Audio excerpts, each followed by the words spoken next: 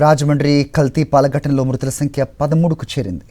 నిన్న 3 ఏళ్ల చిన్నారి మృత్యువాత పడ్డం మనం చూసినాం. రాజమండ్రి కిమ్స్ హాస్పిటల్లో చికిత్స పొందుతూ ప్రస్తుతం బండారు వీరలక్ష్మి అనే మహిళ చనిపోయారు.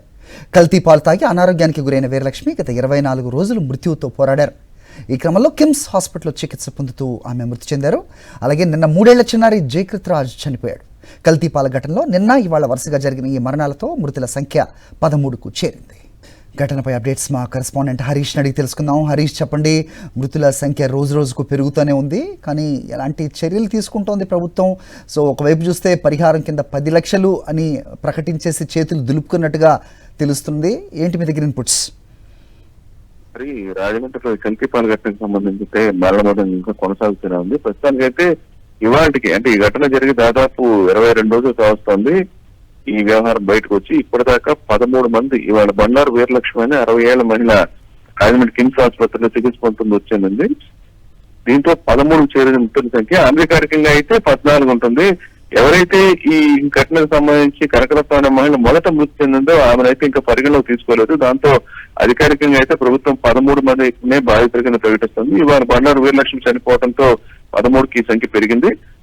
నిన్న అయితే జయకృత్ రాజ్ 3 ఏళ్ల బాలుడు చనిపోవడం చాలా విషాదాన్ని మిగిల్చింది. చాలా అంటే ఈ ఘటనకు సంబంధించి ఇప్పటిదాకా చిన్నపిల్లలు ఇప్పటిదాకా ఎవరు మృతి చెందలేదు.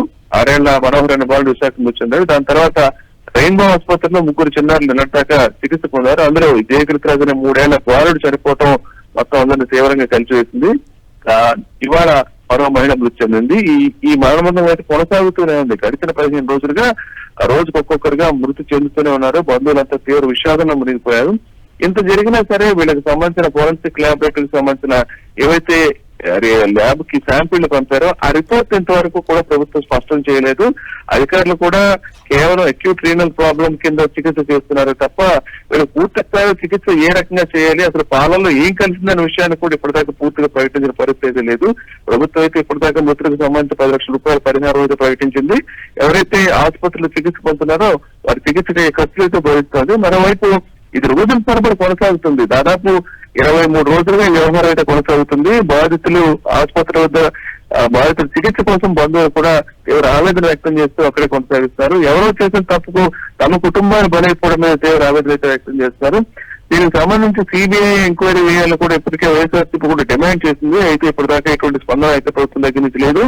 దీంతో పాటు ఇంత జరిగినా సరే రాజమండ్రి నగరంలో కానీ తూర్పుగోదావరి జిల్లాలో డైరీల మీద ఎన్ని కేసులు నమోదు చేశారు, ఎన్ని చోట్ల ఎంక్వైరీ జరిగింది, పరిశీలన జరిపారన్న విషయం మీద కూడా ఇప్పటిదాకా స్పష్టత లేకుండా పోయింది. మరి ప్రస్తుతానికైతే ఇంకా మరో దాదాపు 7 మంది ఇంకా వివిధ ఆసుపత్రుల్లో చికిత్స పొందుతున్నారు. వారి పరిస్థితి ఏంటన్న విషయం మీద కూడా ఇప్పటిదాకా క్లారిటీ లేదు. రైట్ హరీష్.